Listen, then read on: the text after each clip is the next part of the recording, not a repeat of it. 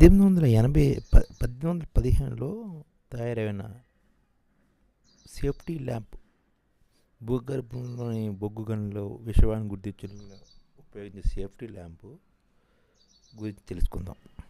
ఇప్పటికీ రక్షణగా దీన్నే వాడుతున్నారు. దీన్ని ఆధునిక పరికరాలు వచ్చినా సరే. అదేంటంటే బొగ్గు గనుల్లోని గాలి నిత్యం ఆక్సిడేషన్ జరపడం వలన అక్కడ నిప్పు వస్తుందన్నమాట. అలా నిప్పు మన్నినప్పుడు మిథేను, కార్బన్ మోనాక్సైడ్ వాయువులు వెలువడతాయి.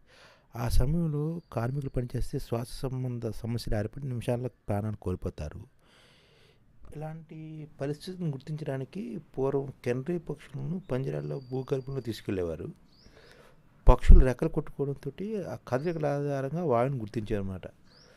ప్రతిసారి పక్షులను బంధించి గనిలో తీసుకెళ్ళడం రావడంతో అవి అస్వస్థకు గురై చనిపోవడం జరిగేవన్నమాట. అప్పుడు బ్రిటన్కి చెందిన హంఫ్రీ డేవి అనే ఆయన 1815లో బొగ్గుల రక్షణ కోసం సేఫ్టీ ల్యాంప్ను కనుగొన్నాడు.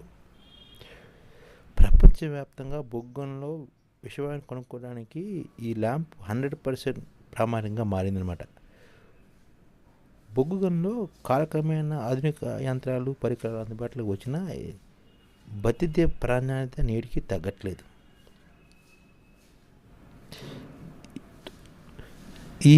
ఈ దీపం రాకతో గనుల్లో రక్షణ ప్రమాణాలు మెరుగయ్యాయి. ప్రస్తుతం గనుల్లో 1.25% మిథేన్ ఉన్నట్లు గుర్తిస్తే వెంటనే కార్మికులు అలర్ట్ చేసి బయటకు పంపుతారు. సింగరేణి వ్యాప్తంగా GL50, GL60 రకం ల్యాంపులను వాడుతున్నారు. GL60లో ఒకవేళ మంటలు ఆరిపోతే తనంతట తానే వెలుగుకునే సాంకేతికత ఉందన్నమాట. వాయువులను గుర్తించేందుకు డిజిటల్ పరికరాలైన మెథనోమీటరు, ఆక్సిమీటరు, మల్టీ డిటెక్టర్ వంటివి అందుబాటులోకి వచ్చాయి. అయితే ఒకసారి ఈ పరికరాలు భూగర్భంలో సాంకేతిక సమస్యలతో పనిచేయకపోవచ్చు, కానీ సేఫ్టీ ల్యాంప్ మటుకు 100% ఖచ్చితంగా పనిచేస్తుంది. దీంతో నేటికి ఈ దీపం వాడకాన్ని కొనసాగిస్తున్నారు. ఇందుకోసం కార్మికులకు అధికారులు ప్రత్యేక శిక్షణ, నిర్వహణ, మరమ్మతులు ఇన్ఛార్జ్ ఒకరు ఉంటారన్నమాట. అందుకనే వైర్ గాజెస్ సూత్రంతో పనిచేసే ఈ సేఫ్టీ ల్యాంపు 2.5 కిలోల బరువు ఉంటుందన్నమాట. 10 సెంటీమీటర్ల పొడవు ఉంటుంది. మంట వెలిగేందుకు కిరోసిన్, పెట్రోల్ను వాడతారన్నమాట. ఇది బానెట్టు, ఇనుప జాలీలు, వాషరు, గ్లాసు, చెక్నట్టు, నూనె బుడ్డితో నిర్మితి ఉంటుంది. ఈ ల్యాంపును గనిలోని ఓవర్మ్యాన్, మైనింగ్ సర్దార్ తీసుకెళ్లి బొగ్గు తీసే ముందు అక్కడ వాయువుల శాతాన్ని పరీక్షిస్తారు. మిథేను, ఆక్సిజన్, కార్బన్ మోనాక్సైడ్ తదితర వాయువుల శాతాన్ని తెలుసుకుంటారు. పనిచేసేందుకు అనువుగా ఉంటే ఉత్పత్తి మొదలు పెడతారు. మొదట గనుల్లో సాధారణ స్థాయిలో మంటలు వెలుగుతూ ఉండేవి. వెలుగుతున్న దీపాన్ని వాయువులు తాకగానే మంటతో మార్పు మొదలవుతుంది.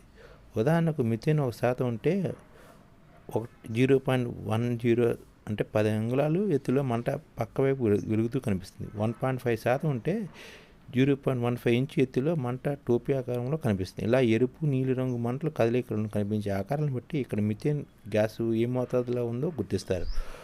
ఒకవేళ ఆక్సిజన్ అందకపోతే మంటలు ఆరిపోతుంది. అలా వాతావరణంలో పైన, కింద వివిధ ఎత్తుల్లో దీపంతో పరిశీలిస్తారు.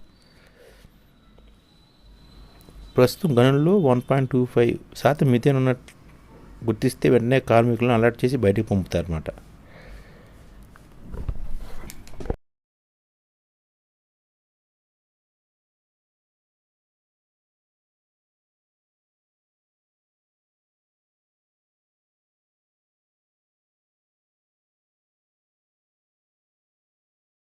ఈ ఛానల్ ముఖ్య ఉద్దేశం ఏంటంటే, మన తెలుగు రాష్ట్రాల్లో 1 కోటి మందికి సంఘటిత రంగాల్లో ఏ విధంగా ఉద్యోగాలు ఇవ్వవచ్చు, కనీస నెల జీతం 30,000 వరకు ఏ విధంగా ఇవ్వవచ్చు, ఏ విధంగా చేస్తే ఉద్యోగాలు సృష్టించబడతాయో వివరిస్తూ ఈ ఛానల్ వీడియోలు వస్తాయి.